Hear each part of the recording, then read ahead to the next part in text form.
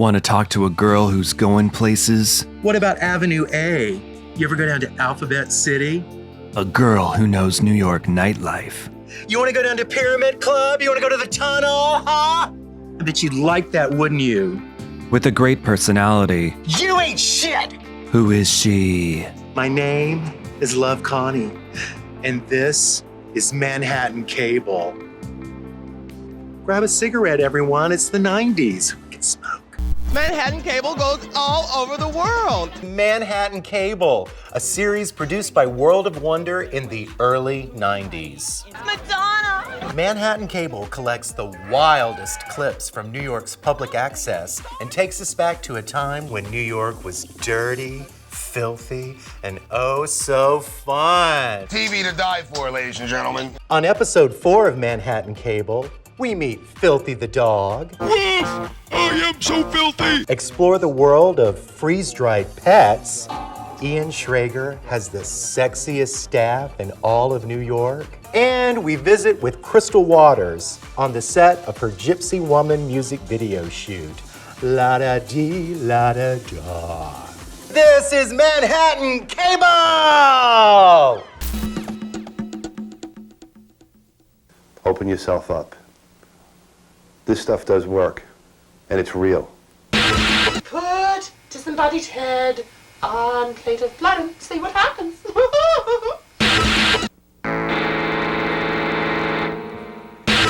Woof! I am so filthy! He's filthy, the dog. Woof! Well, it's their 15 minutes of fame, and it's just about used up. Hello, I'm Laurie Pike, and it's time once again to tune in and wig out to the latest and greatest from Manhattan Cable's 3 public access channels. Anyone here can have their own TV show about anything at all, and there's no censorship. It's also the law. This is television by and for real people. As usual, we will also show you some stories that we shot all about what's going on in the naked city. Manhattan Cable, what a mess.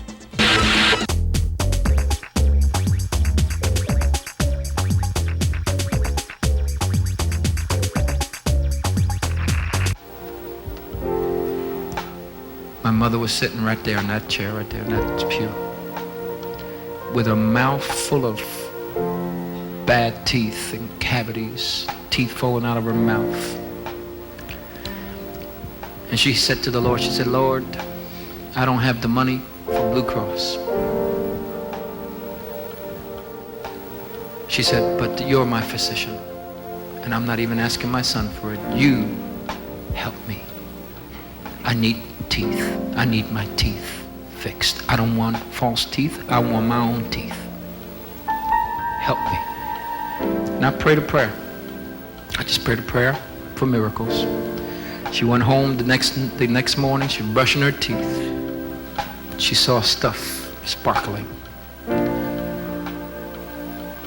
She come to find out that God had filled her mouth not with silver, not with gold, but with platinum, and stuck those teeth back in her mouth.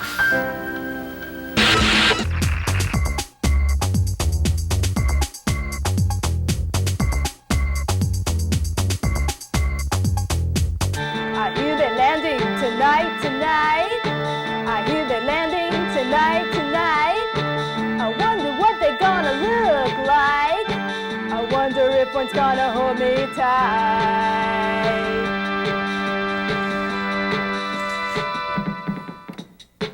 Oh, here I am. Oh, hear me, UFO. Oh, here I am. Oh, take me where you go. Oh, here I am. Oh, hear me, UFO. Oh, here I am. I am ready to go. We're on the wavelength.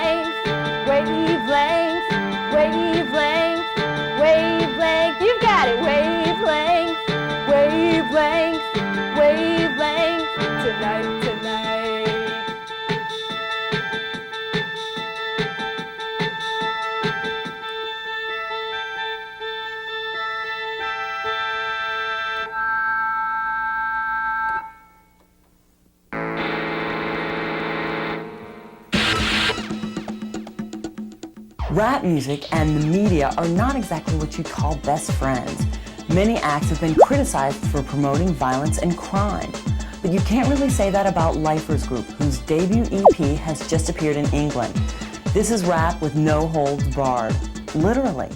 Violence and life behind bars have always been big subjects in rap music. And so who better to make jailhouse rap than inmates at the East Jersey State Prison here in Rahway, New Jersey, about 30 minutes from Manhattan, where the Lifers Group have just recorded and released their first rap record.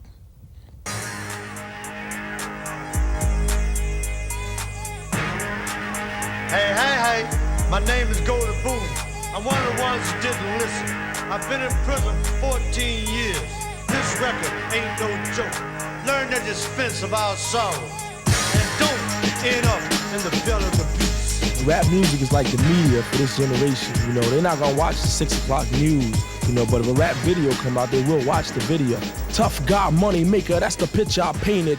Got 8 years and wrote his bond, I fainted. In the courtroom, the nightmare was seen. Going to prison at the age of 15. Cause I got buck wild trying to get a profile. Thinking teenagers would be charged as juvenile, but that ain't the case, see? So don't even tamper. And if you need a sample, then I'm the example.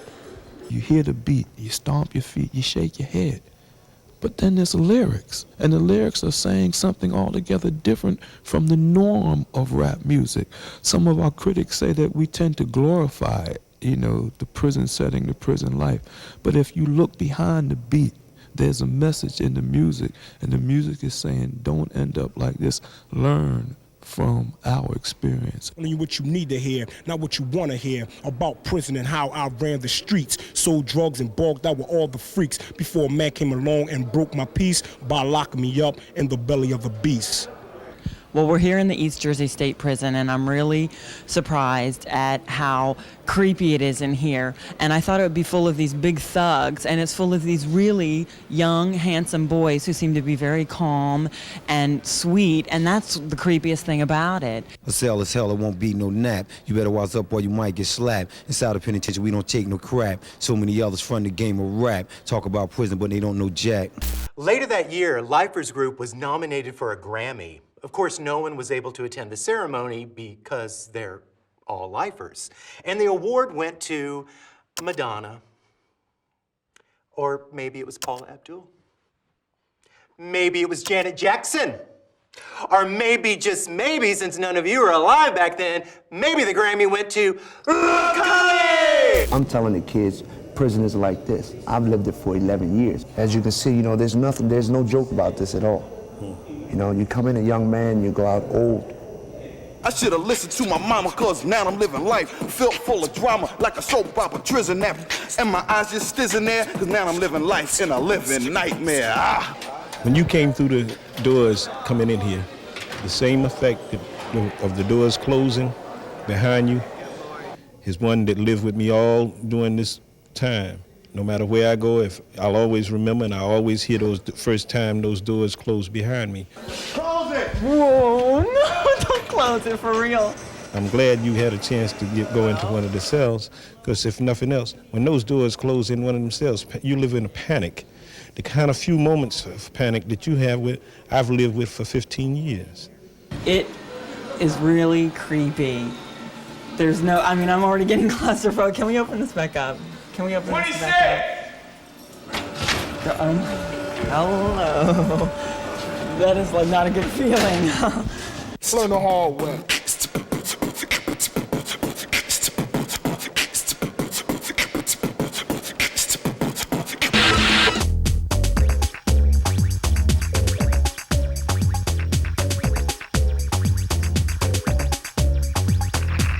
Es por eso que es mi orgullo ser del barrio más humilde, alejado del bullicio y de la falsa sociedad. Yo compongo mis canciones para que el pueblo las cante, y el día que el pueblo me falle, ese día voy a llorar.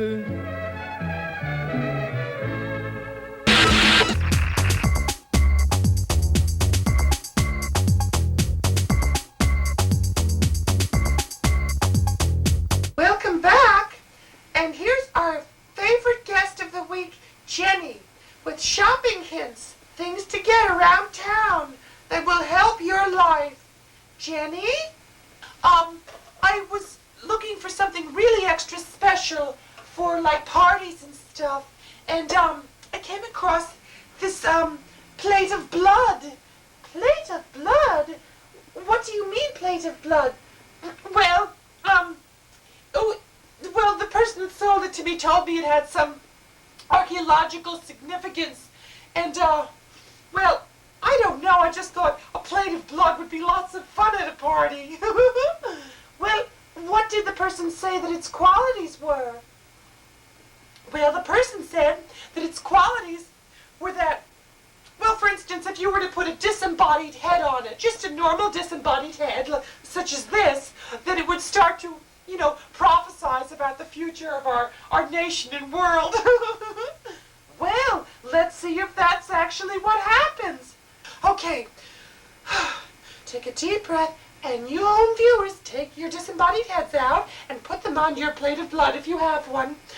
And just say something like phenomenal ecstasy over it, phenomenal ecstasy, and put disembodied head on plate of blood and see what happens.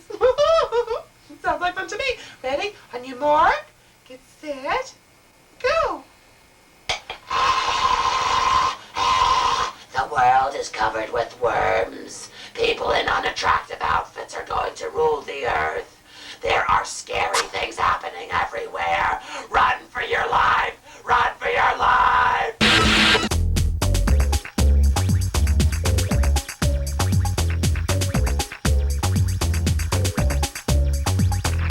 I was watching My Fair Lady the other night on my VCR, and in the middle of the process, what happened was the tape just seemed to get jammed. The screen started, it just fuzzed, and the tape was like, "Ooh, you know how a tape goes." Blah, blah. Right. And it appeared like that, except audio. And then did it get better? Well, it was getting better, so I was fucking your mom up the ass. Oh. You know, I really wish you would stop calling the show and let us get on with the business of taking care of people's problems, okay? Okay, Michelle? Okay, thank you. Hi, you're on the air. Hello, Cable Doctor. Yes. What's the chance? Fuck you! Alright. Alright, so you know what to do. You know how to handle them in the future so we can nail them, okay? Okay, so we got their numbers, right? So we'll take care of it. Okay. You know, we have had some problem in the recent weeks with these two fellas that have been trying to disrupt the show. And it's really a shame. Right. Well, it's their 15 minutes of fame, and it's just about used up. And then you go back to being in psychotherapy or whatever.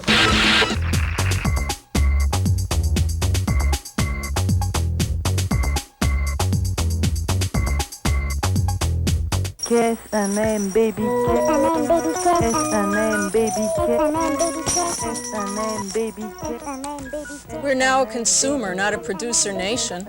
Working class men are almost superfluous, and the working class is becoming a service class. Why don't we dismember the working class, shatter its ego identities, and replace them with our own? The working class won't be mere servants of the middle class, but its vessels, its uteri, defined by its females. Once upon a time, it was thought that men planted sperm in the womb's fertile ground, and the sperm, envisioned as a tiny man, a homunculus, grew in the favorable environment. The surrogacy idea comes very close to returning us to the homunculus theory. You can be a self-storage unit for the homunculus egos of middle-class men. Organ transplants don't define identity any more than a replacement part defines a machine. So we'll use your genes and reproductive powers to revitalize our own. We'll toss your historical continuity on the junk heap of history while you provide continuity for the identities of rich, middle-class men.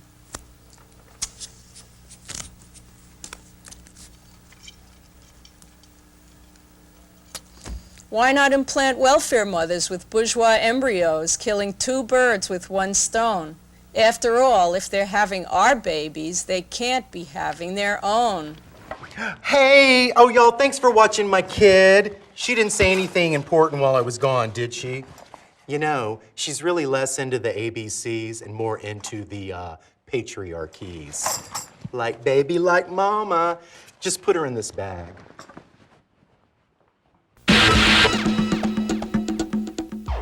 Astronauts eat freeze-dried ice cream, while here on Earth we drink freeze-dried coffee. But who ever heard about freeze-dried pets? Bill Judkins brings us this chilling report. You know, there comes a time in every man's life when he must bid farewell to his best friend. Knowing how difficult the loss of a pet can be, a company called the White-tailed Trophy and Taxidermy have come up with a less painful solution. Freeze-dried pets. A lot of people wonder why somebody wants a pet done. I guess, like I said, it's part of the family. You want to keep it. Once you bury it, it's gone forever. All you have is a picture. Tell me a little bit about how taxidermy works versus freeze-drying and why freeze-drying is good for pets. Well, for pets, conventionally, the manufacturers really don't make any forms for them. There's not a call for them. But with the freeze dryer, you can do it. Just put the whole animal in the machine, and it'll dry it out for you. What we do is we'll gut the animal. I don't know what is more disturbing. Freeze drying your pets, or the fact that that freeze dryer is so goddamn hot to me. God, I miss the East Coast. Well, we'll just make a small incision and take the intestinal tract out, because the machine can't break down the fluids in the pet. We'll run them through some chemical baths, which preserves them. What we do is we'll wire them. We run wires through the animal so we can pose them and bend them, and they'll stay like that. Sort of like Gumby? They're like a Gumby. We'll flash freeze them in a regular freezer, and then the following day we'll put them in the freeze dryer. The freeze dryer, it's 50 below inside the freeze dryer. Well, the cat, woman brought in. Very lifelike. And she didn't want to tell her husband about it, but it's in here now. She didn't want to tell the husband? No, she didn't want to tell her husband she wants this thing done, but she's got to bring it home sooner or later. Oh, is it going to be a surprise? Yeah, it's going to be a surprise. So this machine sucks the moisture out of the animals, turns it into ice? Right, this is a collector. So it's like a big venison and cat-flavored snow cone machine. That's right. Every 2 weeks we take the pet out, we weigh it, and it loses weight from taking out the moisture. When we get a consecutive reading for 2 weeks, the pet is dry. It's not losing any more weight. Stop losing weight. And it's drying. It's finished. It's finished. A lot of people ask, do you have to use the real eyes? And we really don't use the real eyes. You know, we put glass eyes in. We have to take the glass eyes. So where do you get the eyeballs? Who makes these glass eyes? There's companies in Germany, all over the United States, that make glass eyes. The Germans. The Germans. Well, tell me a bit about what the cost would be for an average. Say somebody brought a Great Dane in here. What we do is we get $100 a pound. $100 a pound? We go by the pound. The machine is on 4, 5, 6 months at a time. So what's a cat go for? Average cat will go for $500-600. Yeah? Yeah, they're about, 5, 6, 7 pounds. Now, how long would it take to do an uncle in the freeze dryer? A couple of years. 2 years? At least 2 years to dry. There's a lot of meat in there to dry out, and couldn't do it. That's freeze-dried, folks. You don't get that with conventional taxidermy. Hello, I'm Laurie Pike, and we're back with more clips from the wonderful world of Manhattan's public access television. Anyone here can have their own show, and in fact, more than 350 people do, producing a cornucopia of television, the likes of which you have never seen before. This next clip, for instance, uses television as an electronic billboard to consider political issues such as the U.S. involvement in Latin America.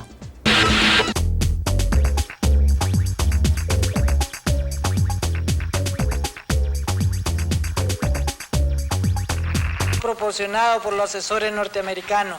That vehicle you see there was given to us by the American advisors. Este vehículo servía y desempeñaba un papel muy importante en el departamento. This vehicle was had a very important role in the department. Ustedes pueden ver que es un vehículo con vidrios polarizados. You can see that it is a vehicle with polarized windows. Este vehículo se introducía en personas. In this vehicle we would introduce to people. Realizábamos operaciones clandestinas. We would realize these clandestine operations. Degollábamos personas allí. We would slit people's throats inside the car. Sacábamos de las cárceles clandestinas para irlos a botar a los cementerios. We would take them and deposit them in these clandestine cemeteries. No creo que los americanos lo hayan dado para ir a pasear a la colonia Escalón. I don't think the Americans gave us these cars so we would go taking little trips in the Escalon neighborhood. Yo estoy mostrando una verdad. I'm showing a truth. Ian Schrager was famous, hello, notorious, as the co-owner of New York's fabulous star-studded Studio 54 nightclub. And after a brief spell in jail for tax evasion, he emerged victorious as New York's chicest hotel owner. At his Morgan's, Royalton, and Paramount hotels, you'll find soap dishes by Philippe Starck, bellboys by Vogue, and celebrities by The Score. It's service with a style. I asked Ian about his switch from club impresario to hotel trendmeister. I really don't consider myself in the hotel business. I really consider myself more in the entertainment business, trying to provide people with some entertainment and for some amusing times, and in the fashion business, really trying to capture the moment. And my vehicle for being in those businesses is not making films or performing on a stage or designing clothes, but my vehicle is just hotel rooms and the public spaces in the rooms. Maybe he's looking for a VIP hostess? I'm the girl with the mostest!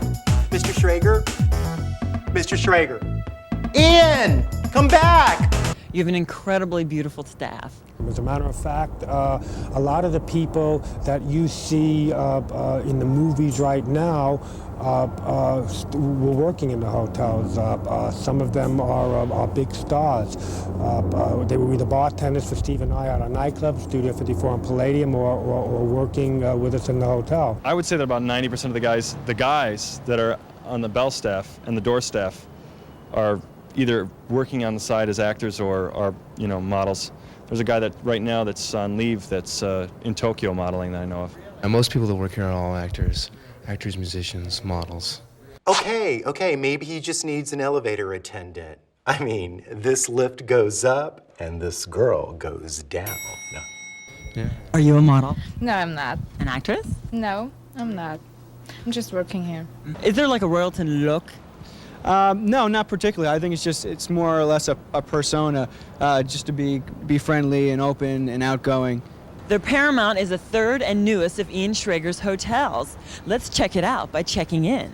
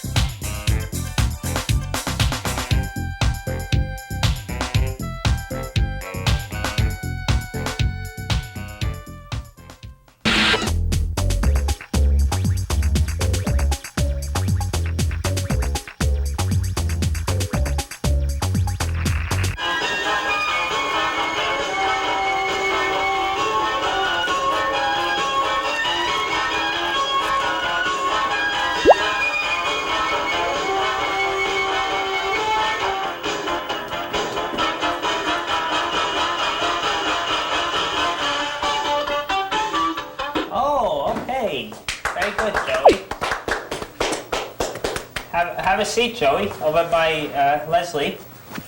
Okay. So now what can we talk about? That was so vulgar. You couldn't possibly top that. Oh, I've topped that. I think I did Frank's Sammy Davis Jr. on a video dancing. That's vulgar. That is vulgar. That's grotesque. Tiring.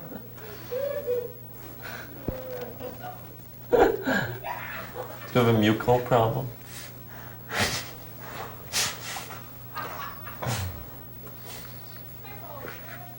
I don't know. I think maybe we should. Oh. Okay. I don't know. I just try to do this show, and now it's all. It just doesn't seem like it's working right tonight. I don't know what. I think it's all your fault, David, for putting things on the wrong foot, starting the whole night off wrong. You're incompetent. All right, David, I'm incompetent, so you're going to run the show yourself. You go right ahead, and you run the show yourself. Have you ever wondered what it feels like to be live bait on the end of a fish hook? New York's decoy cops do. They dress up like potential crime victims and wait to get mugged. I went fishing with them in the New York City subway system to see if this is old-fashioned crime fighting or 1984-style entrapment. My name is Detective Yibong Cho. I work for the New York City Transit Police Department, and I will be doing a decoy operation. I'm going to be a tourist that's a little bit under the weather, possibly with 1 or 2 drinks too many. Tell me how you prepare for this. I have my backups here, all ready to look out for my what happens around me. And I have my vest on. I have a couple articles of jewelry. I have a wristwatch and a chain. And we'll go out and I'll play a role, and we'll see if someone rips me off. Have you gotten mugged more than once in one shift? Yes, there were times when I've been mugged 4 and 5 times during the shift. It must be traumatic. It is. It gets a little hectic at times. Sometimes there's one mugger. It can be as many as 4 or 5 muggers that may get in on the action. How would you describe the look you're sporting today? I'm trying to look like someone you might see wandering around the village. I'm basically trying to look like someone who is not a cop. New York cops are kind of known for dressing down, blue jeans, T-shirts, army jackets. This is not something you'd see the average police officer. So you're like the successful beatnik look? Yeah, that's probably a polite way of putting it, yes. This is my winter white look. And strapped in, ready to go. I'll pretend that I'm drunk. I'll ride the trains in the subway system in New York. My backup officers will follow me. They'll direct me where to go if they see anything unusual. And we'll walk around the stations, and at certain times we'll just get hit. We'll get hit, meaning getting ripped off, getting robbed. The purpose only is to go out there and be a potential victim instead of getting the ordinary passengers ripped off. Oh, listen. Hands behind your back. Nobody wants to hurt you. All right. This particular individual got in front of me, and he started asking me if I was all right. And at one point, he reached over and he picked up the medallion, and he lifted it up for a bit. Okay. Seconds later, he just pulled the medallion down, the chain and the medallion down, snatched it right off my neck. He is fingerprinted. We will also photograph him. After all our paperwork is complete, we'll take him downtown, which is in Lower Manhattan, to central booking, and there he'll be photographed once again, and this is his official photo, which will go on file with the police department, and he'll be, the term you know is booked downtown. That's the official arrest will take place downtown. Yeah, I know. Sure,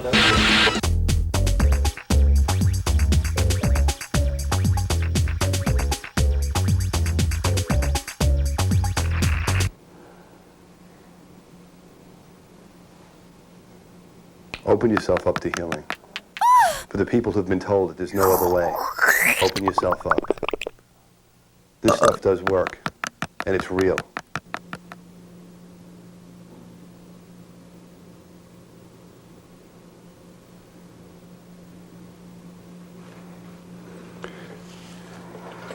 Many times as you work, you'll establish an energy grid inside the person.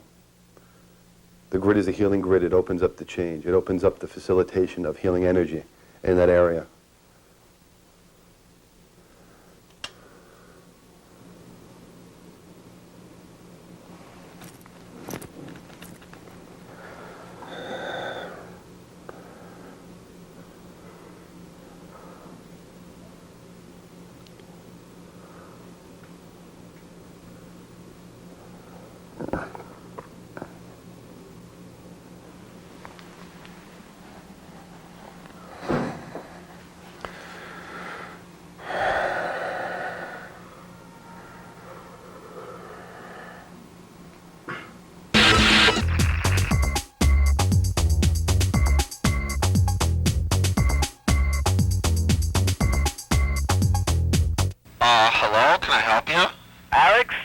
Yeah?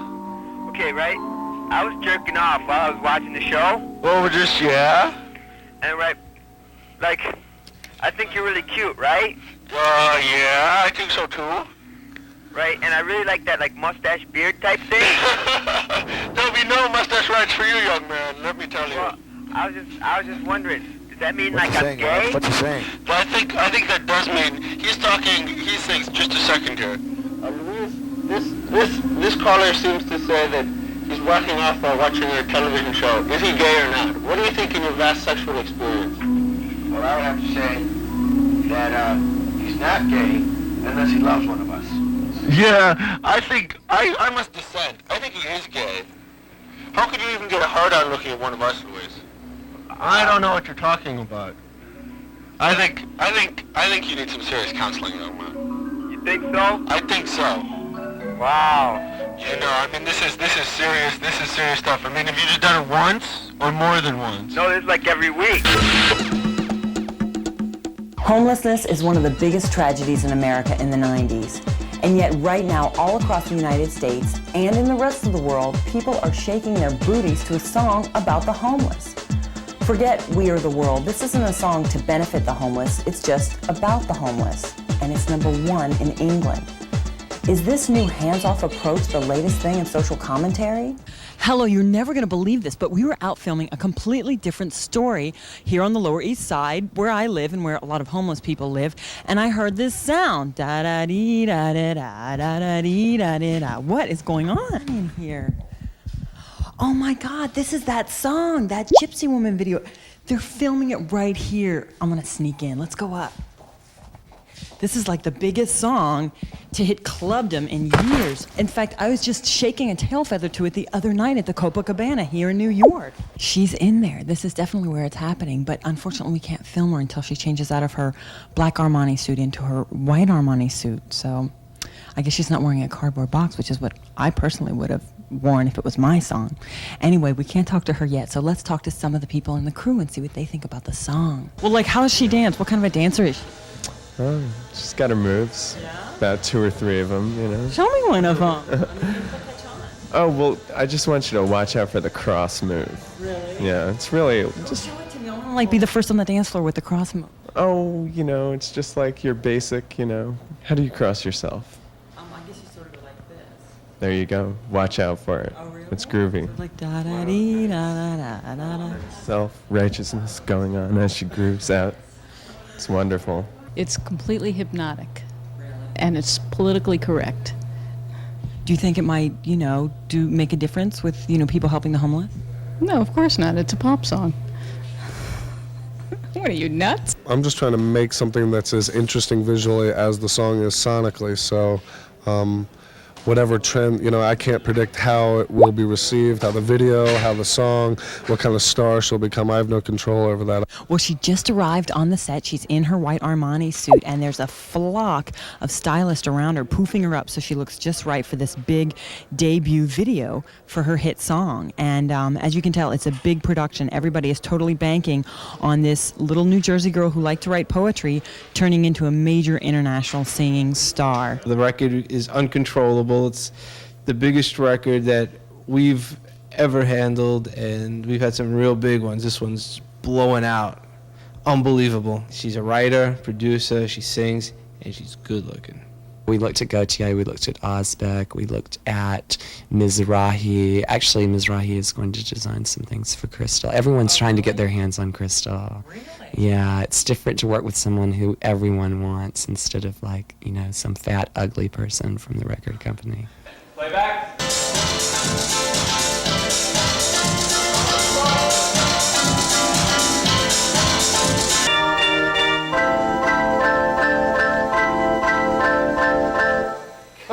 Tell me more about the song, about the lyrics, how you came about writing them. Well, first I came up with la-da-dee, la-da-da, and I was trying to think of, you know, what situation would fit that, and I thought of a woman that stands outside of where my sister works.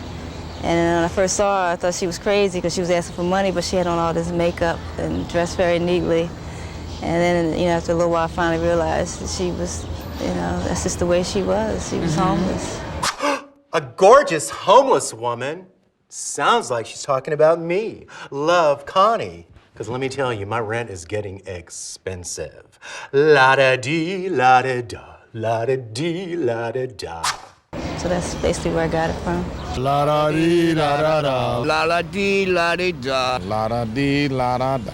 La da dee la da da loo doo dee.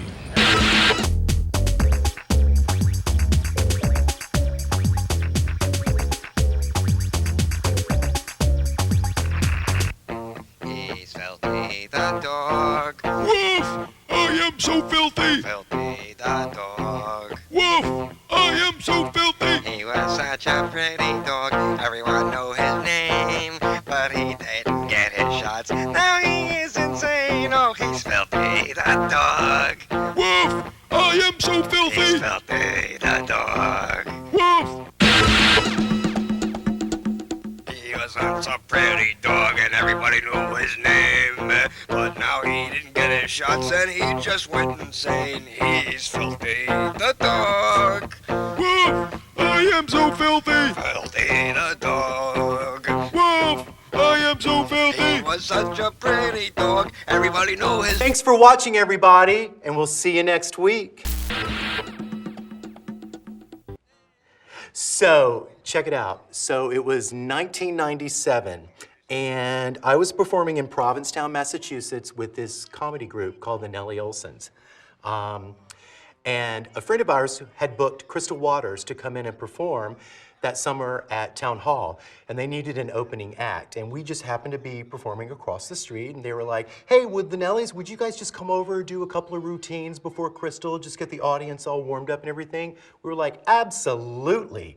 So we had just finished a show, we were still in our thrift store costumes and dime store wigs, and we were starving, but we didn't want to be late. So we ran across the street, we got into Town Hall, and they had this incredible spread laid out for Crystal Waters. And there was like fruit and bagels and meats and just chips and cheeses and all these things. And it was like, oh, this is fantastic. We were starving. Finally, you know, people are treating us like, you know, celebrities. So we just started noshing and eating. And then Crystal walked in and we were immediately ushered out. And as we were leaving the room, we heard Crystal Waters say, I can't believe she ate my turkey. And that, my friends, is a true story. We're sorry, Crystal. We thought it was for everybody, but sorry. Look, I'm Ashley Judd. Look, I'm Sandra Bullock's.